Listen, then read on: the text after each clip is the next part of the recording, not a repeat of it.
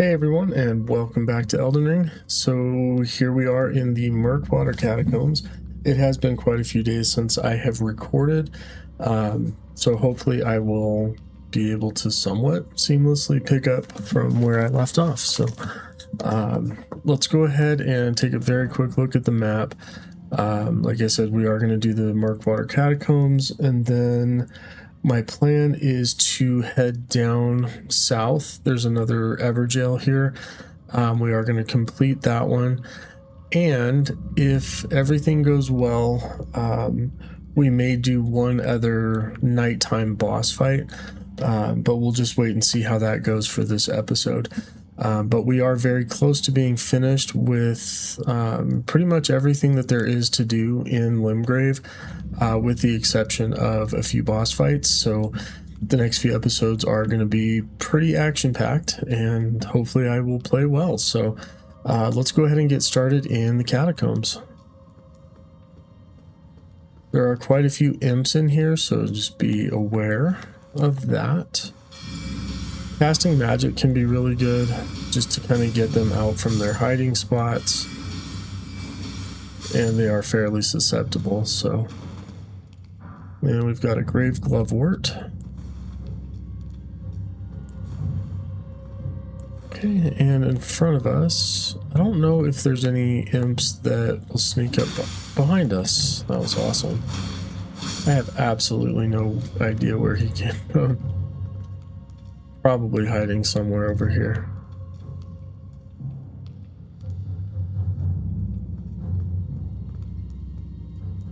Anyway, be careful, there is another one there. So this is the way we want to go eventually, but you can see the statue at the end there.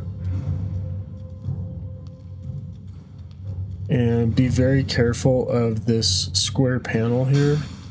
It's going to trigger a trap that shoots fire arrows.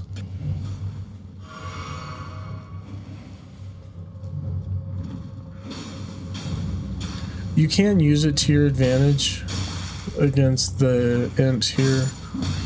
There are quite a few of them, so be careful. Just make sure that if you step on the trap, get off to the side. I don't think they can trigger it. I don't know if it's just like a enemy hitbox thing that doesn't work, or if they're considered too light. But anyway, just be very careful of that. Come in here, we get the root resin. You can see the little holes where the arrows shoot from. So if you see those from a distance, just be aware that there might be a trap or a trigger somewhere for that. All right, so we just got a heavy door to open somewhere. And you can see there's the door there. And there's a couple more imps.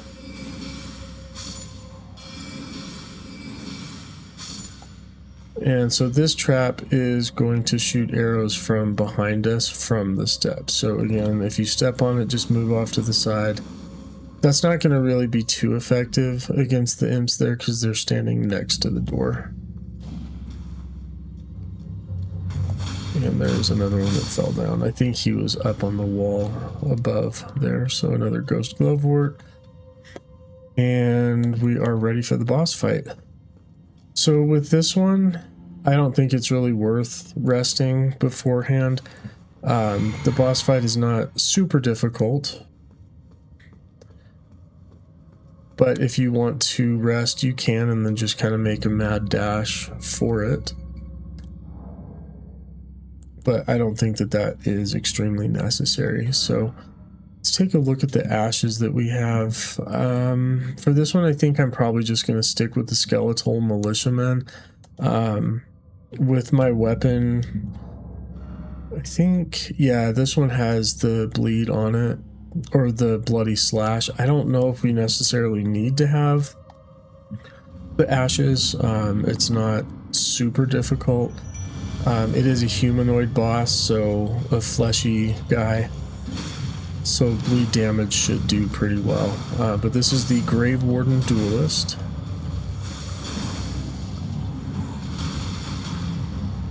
You can just see how much damage the bloody slash did, 340, but I'm almost dead already just because It's used it uses my blood, my health to do that attack. So, and you can see he hits really hard. So let's try maybe casting some magic. Did pretty well. And he does have some pretty decent ranged attacks with the hammers being there. And there we go. Finish him off with the critical. That was awesome. That was a good fight. And then we get a new ash called Banished Knight Ingval. Let's take a look at that one. Our inventory. And we got the Banished Knight Ingval. And let's go back real quick and you see the FP cost is 100. And I only have a total of 95, so I don't even have enough FP as a caster to summon him in. So this one is one of the 2 knights dubbed the Wings of the Storm. Despite his banishment, he rejected the invitation of the grace-given lord, instead keeping watch over a masterless castle for many years, gaining renown as a hero of the fringes. Interesting. So that's kind of a cool description. I don't know if I've ever paid attention to that one. I thought I would try to see if I could summon Torrent in here, but I can't. I think I pointed this out before.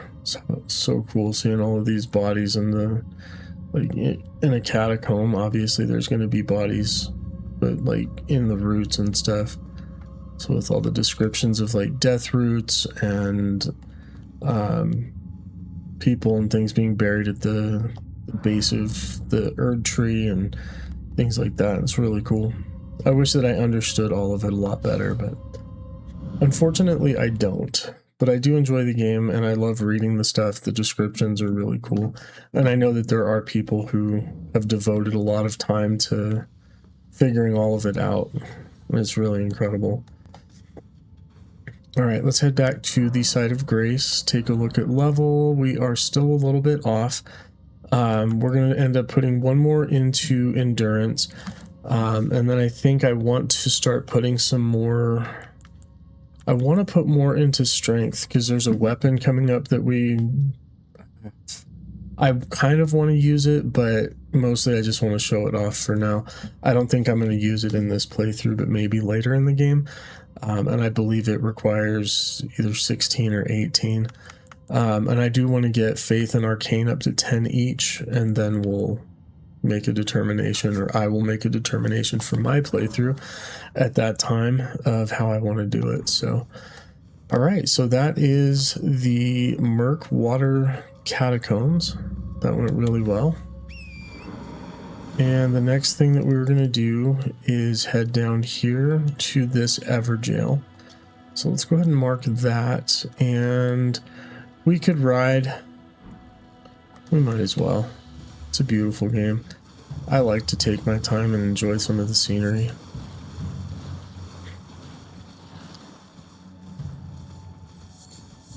With my practice account, I've been spending a lot of my runes on buying things from merchants and like armors and different weapons and stuff, which I highly recommend that you do if you want to check them out. The ones that I've purchased have been like not really great armor wise compared to what I have, but it makes the character look a little bit different, so it's kind of worth looking into those things. It's kind of neat. There's a lot of different options available. I am kind of surprised though that so far I haven't had a lot of armor and weapon drops, like from enemies that I've killed, but I guess we haven't really seen a huge variety of enemies yet, so we'll come across a lot more of that eventually. So again, stay away from that island that has the bonfire. We're going to be getting to that probably in the next episode or two. That's going to be one of the world bosses that we're going to be fighting. As you remember, or if you remember, we talked to Yura, and there's going to be a dragon there, so that's a really fun fight, and I'm excited to do that one. Okay, let's go ahead and rest here, and then we will ride up to the Everjail and prepare for that.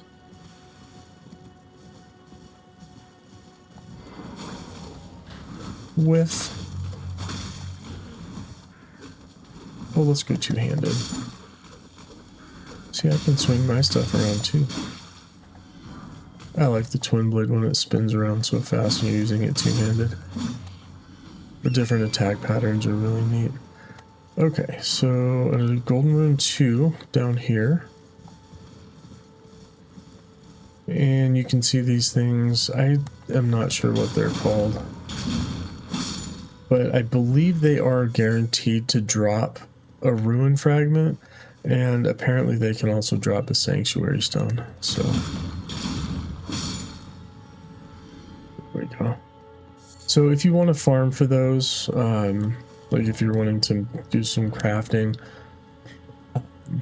trying to remember, oh yeah, the glow stones and rainbow stones, you'll need those. So if you are doing a lot of that, I don't know why I called him,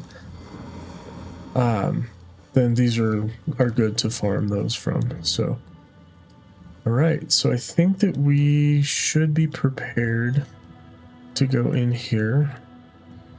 Yeah, let's go ahead and do it. If we're not, then there's a couple of steps that we can do to fix it, but we did. Okay, so if you've been following my steps with Blaidd, you should have this summon sign right here. And inside the Everjail, when you spawn in, you can see the glowing blue in front of you. That's where the enemy is going to spawn from. So you have plenty of time to prepare. If you want to use magic or items to boost anything, you can do that before the enemy comes in. So this summon sign here is going to be Blaidd. So this is part of his quest. He was looking for Darwell. So that is who we are going to be fighting. So let's go ahead and summon him. And he is really helpful in this fight. And just be aware Darwell does move pretty quickly. Darwell, rotting in a cell is no true justice. No. This is where it ends for you.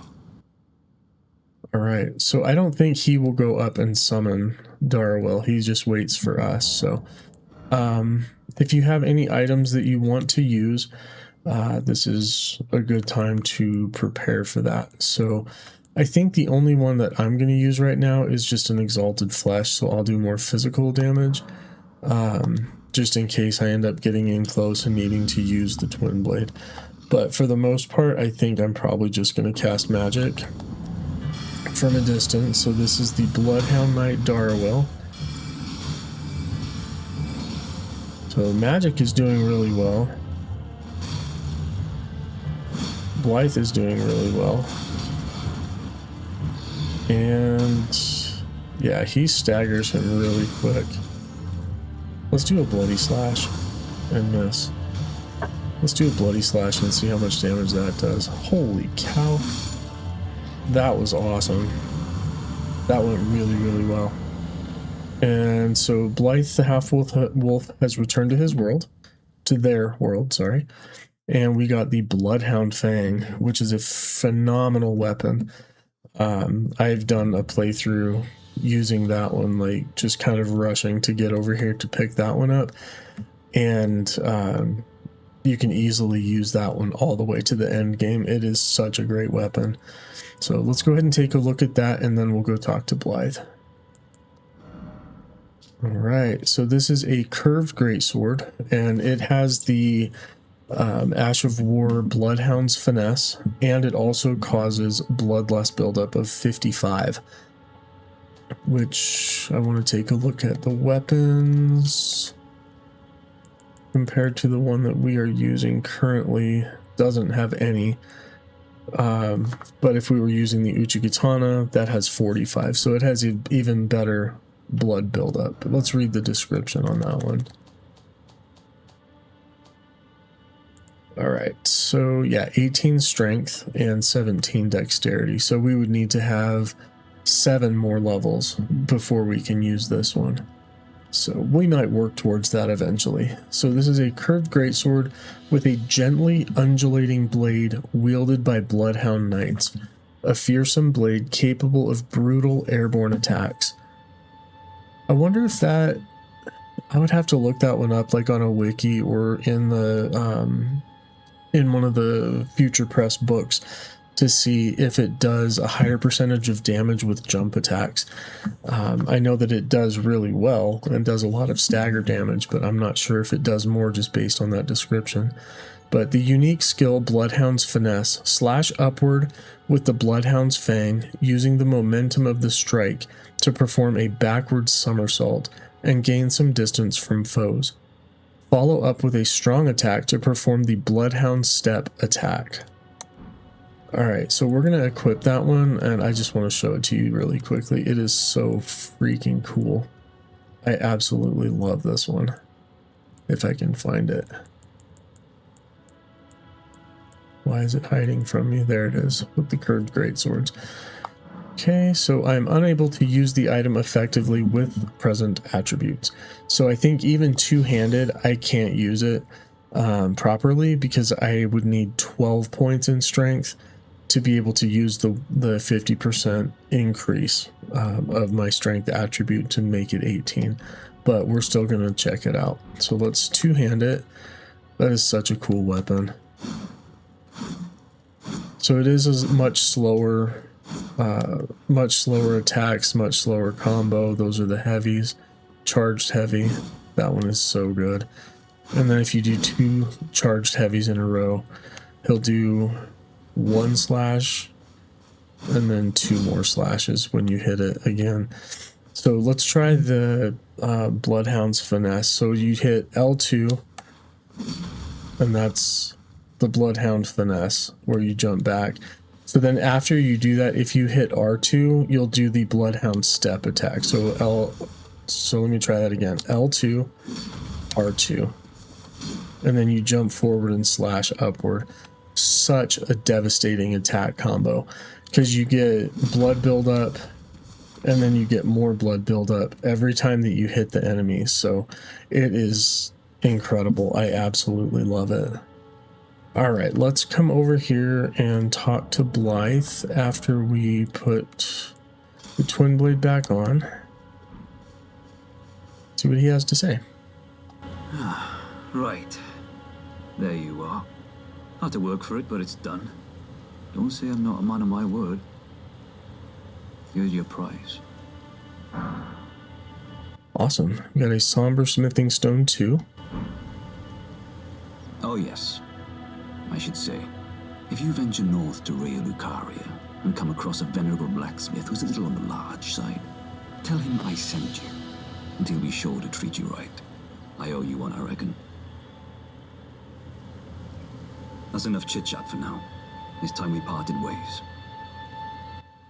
Alright, so not a whole lot to say, other than giving us the smithing stone 2, and he told us that there is a person, a blacksmith that we can meet near Raya Lucaria, which we have heard the name of that place before. So time-wise, I feel like we're doing really good. So the bosses that we're going to be fighting still, there is going to be a nighttime boss. I believe he is right here that we're going to fight. This Everjail. Eventually, we'll at least try it because it's extremely difficult. Let's see here. There is also that one in the lake, in Aghill Lake. And we still have to fight the Tree Sentinel, which is in between Kale and White Maskvari. So we'll put a mark there. Cavalry, and there is a nighttime boss on the bridge. So let's go ahead and get to it. So we'll go ahead and fast travel up here to Saints Bridge, and then we'll work our way back. Actually, no, I think it'll be better to do the War Master Shack, and then we can go straight down to that field.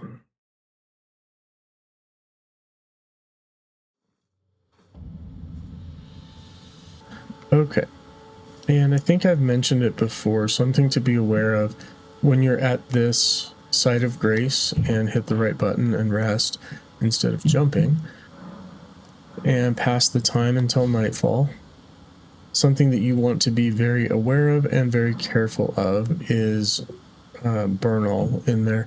He is not a nighttime boss. However, if you rest and then change it to nightfall and he is not there, be very careful about going into that shack, because there is a nighttime boss that we're going to do probably much later in the game that is extremely difficult. So we're going to come out into this field and we're going to fight the night boss, and we're going to make some holy water pots because these are extremely effective against this one. And we are close to the field where all of these trolls are, so try to come around this side so that you don't pull them into the fight as well. Once you get over here, you'll see the health bar, and we are going to be fighting against a death bird. And I forgot to equip. Oh, get off of me. Another thing that can make this fight a little more challenging is the bats. However, the death bird can kill them as well, and we can also die by them, so this is a terrible start. Awesome. Oh god, I thought I died. That would have been wonderful. If I die, I will try to prepare more. So its head is its weak spot. If you... Oh wow, I did not realize that they could do that. Okay, perfect. Let's start that over. So I didn't realize that they had that scream attack and that they could do death blight buildup. So that's another status effect that builds up a little bit slower than most, but once it is full completely, you die basically. So it's not like a slow tick down or anything like that. You immediately die. Let's go down. Actually, I'm just going to cut this part out, but I'm going to run back down here and pick up my runes so that I don't end up losing them accidentally. Okay, so I just cut out part of my video right there. When you come back to the site of grace, if or when you die, it will be daytime, and so I just ran down and picked up my runes, which was 5,110, so that I didn't lose them if I accidentally died on my way to the boss fight or in the boss fight again. So let's go ahead and equip the holy water pots. I will start on that, and then we will get the boss summoned in. I'm going to pick up a bunch of stuff from there too. Alright, Deathbird. No, I don't want to lock on you. Oh my lord. Oh, thank you, Deathbird. You are my friend. Awesome. Okay, locked on to the Deathbird's head. Let's throw a water pot. And let's get hit and not throw a water pot. There it is. Fantastic, we missed. So yeah, that did a lot of damage. Oh my god. Okay, so we'll only do one boss fight in this episode because I am clearly pathetic. Alright, let's try this again.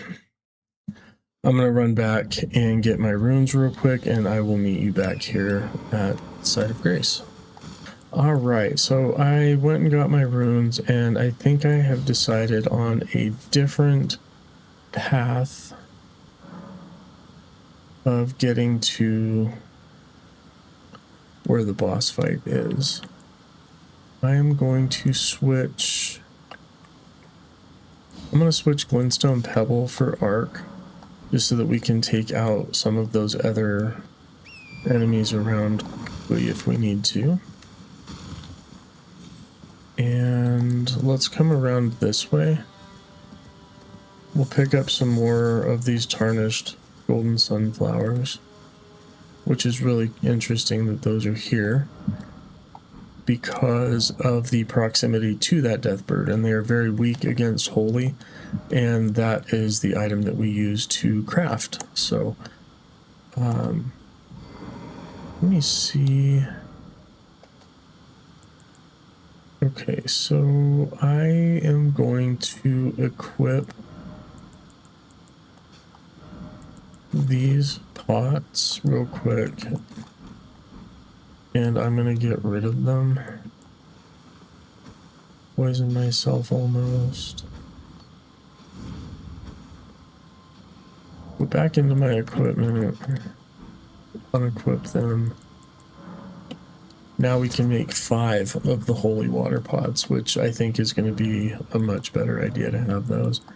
That way, if we miss, or if something weird happens. So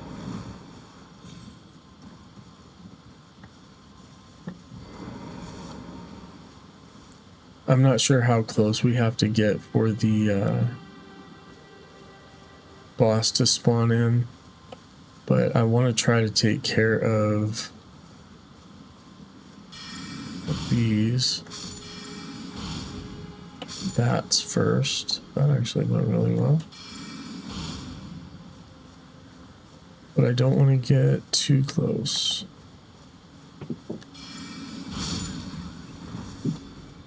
I don't want to get too close to the trolls. I really don't want them over here.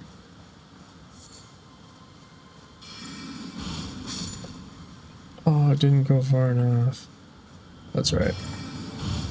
Hey, there's the death bird. Not sure if I've ever actually watched him spawn in. Okay, so let's switch to our holy water pots. And toss. Yeah. And toss. Nice. And we're gonna just... I was gonna say we're just gonna be... Oh, Lord. Alright, I'm not gonna do that. Screw it. I'm not gonna mess around. I've died twice to that already. Alright, now we got the blue feathered branch sword. Let's take a look at that one. There shouldn't be any enemies that come at us.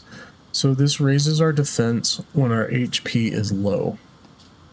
A talisman adorned with blue feathers, once used in ancient death rituals, raises defense when HP is low. The heart sings when one draws close to death, and thus does one cling so tenaciously to life, to render up a death worth offering. And then I did not read this one that Blaidd gave us, so I just wanted to compare it to the Somber Smithing Stone one. Same description. This one is just a large shard of smithing stone drained of color, and it gets our special armaments to a +2. So now that we have the Bloodhound thing, we can increase that one to a +1 and then to a +2. So that actually gets it very strong pretty quickly. So, all right, and it makes sense that the Death Bird can do the Death Blight attacks, and Roar, I think, is what it would be considered more of a roar than a breath attack. But yeah, I've never actually seen that before, so kind of cool, but kind of scary. Just be very, very careful of that. All right, let's come back over here and rest. Okay, so Bernal is there. So let's rest, and then I'm going to kind of swing the camera over and see. He's still there. I'm going to have to look into how to get this specific boss to summon. Maybe it's just resting while you're here. Nah, it's not working. All right, let's go ahead and level up. Let's finish off the endurance, and then we can move on from there. So honestly, if you do fairly well with medium armor and managing your stamina, so the green bar, between 15 and 20 is probably going to be enough to carry you through the rest of the game. Something to consider though, and let's go to explanation. If you're wanting to use heavier armor throughout the game, putting more in endurance is going to be beneficial because it'll increase your equip load and you'll be able to wear heavier armor and not fat roll or heavy roll. So yeah. All right, so let's take a look at the map.